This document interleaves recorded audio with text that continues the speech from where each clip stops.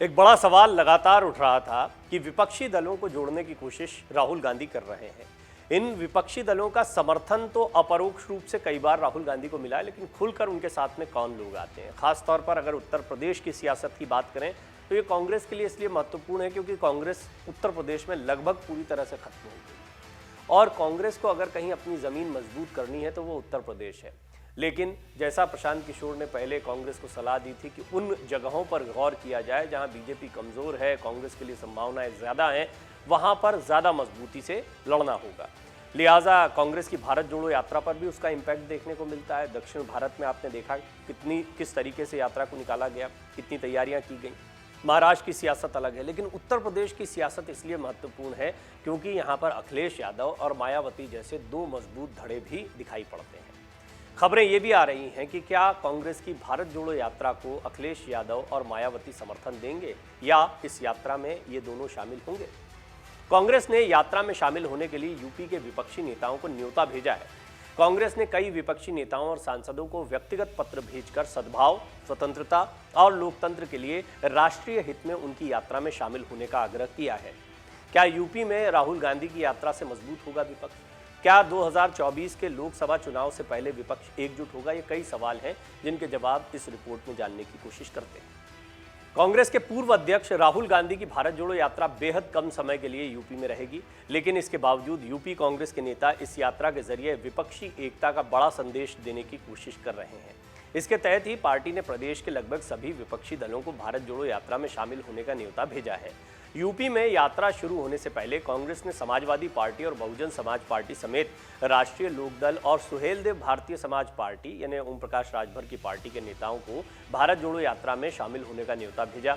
यही नहीं, भारतीय जनता पार्टी में हाशिए पर किए जा चुके पूर्व उप मुख्यमंत्री दिनेश शर्मा को भी यात्रा में शामिल होने का न्योता भेजा गया है। इसे कांग्रेस की विपक्षी एकता की पहल के तौर पर देखा जा रहा है और बीजेपी से कथित तौर पर असंतुष्ट नेताओं को साथ में जोड़ने का प्रयास भी। दिनेश शर्मा इसका एक उदाहरण है। नितिन गडकरी का नाम आपने कई बार सुना होगा जब कांग्रेस के नेता कहते हैं कि उन्हें भी हमारे साथ शामिल होना चाहिए।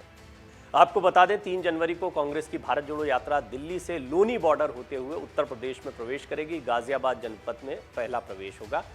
पार्टी प्रवक्ता कृष्णकांत पांडेय ने बताया कि यूपी के सभी विपक्षी दलों के नेताओं को इस यात्रा में शामिल होने के लिए प्रदेश कांग्रेस कमेटी की ओर से आमंत्रित किया जा रहा है। जिन्हें यात्रा में शामिल होने के लिए आमंत्रित किया गया है उनमें पूर्व मंत्री शिवपाल यादव, रालोद अध्यक्ष जयंत चौधरी, सुभाषपा अध्यक्ष ओम प्रकाश राजभर, भाकपा के राष्ट्रीय सचिव अतुल अंजान और बसपा के सतीश चंद्र मिश्र समेत तमाम विपक्षी दलों के नेता भी शामिल हैं। लेकिन बड़ा सवाल यह है कि मायावती और अखिलेश यादव ये समाजवादी पार्टी और बहुजन समाज पार्टी की पहचान है। कांग्रेस ने सपा, बसपा और रालोद के अध्यक्षों को न्योता क्यों भेजा है, पहले ये समझ लेते हैं। दरअसल उत्तर प्रदेश में कांग्रेस की भारत जोड़ो यात्रा सिर्फ 3 जनपदों से होकर गुजरेगी, लेकिन बीजेपी के तमाम विरोधी दलों को अपने साथ जोड़कर कांग्रेस यूपी में एक बड़ा संदेश देने की कोशिश में है। यही वजह है कि कांग्रेस ने सपा, बसपा और रालोद के अध्यक्षों को भारत जोड़ो यात्रा से जोड़ने का न्योता देने की योजना बनाई है। हालांकि इस न्योते को लेकर इन पार्टियों का क्या रुख रहता है ये कहना फिलहाल मुश्किल है। हालांकि माना जा रहा है कि रालोद के जयंत चौधरी राहुल गांधी के साथ यात्रा में शामिल हो सकते हैं। क्या राहुल गांधी के साथ भारत जोड़ो यात्रा में अखिलेश यादव शामिल होंगे, ये बड़ा सवाल है। लेकिन अखिलेश यादव ने इसका क्या जवाब दिया है वो हम आपको बताते हैं। समाजवादी पार्टी के अध्यक्ष अखिलेश यादव ने राहुल गांधी की यात्रा में शामिल होने को लेकर अपनी प्रतिक्रिया दी। उन्होंने कहा कि उन्हें इस यात्रा में शामिल होने का कोई इन्विटेशन नहीं मिला है, लेकिन इन्विटेशन मिलता है फिर क्या होगा, ये बड़ी बात है।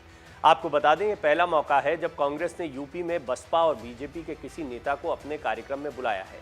कांग्रेस की इस पहल को राजनीतिक दांव बताया जा रहा है। राजनीति से जुड़े लोगों का कहना है कि कांग्रेस ने बीजेपी के नेता दिनेश शर्मा, जो डिप्टी सीएम भी रह चुके हैं उत्तर प्रदेश के, की परेशानी बढ़ाने के लिए न्योता भेजा है, जबकि बसपा को भेजे न्योते में उनसे चुनावी समझौता करने का संदेश छिपा है। इस न्योते को भेजने के पीछे बसपा के जौनपुर से सांसद श्याम सिंह यादव हैं, जो बीते दिनों भारत जोड़ो यात्रा में शामिल भी हुए थे।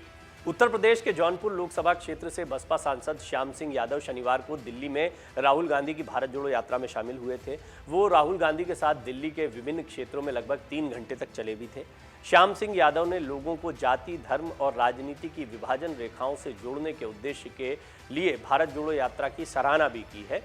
उन्होंने ये कहा है कि विभाजन की रेखाओं से अलग किया गया है, विभाजन की रेखाओं से तोड़ा गया है।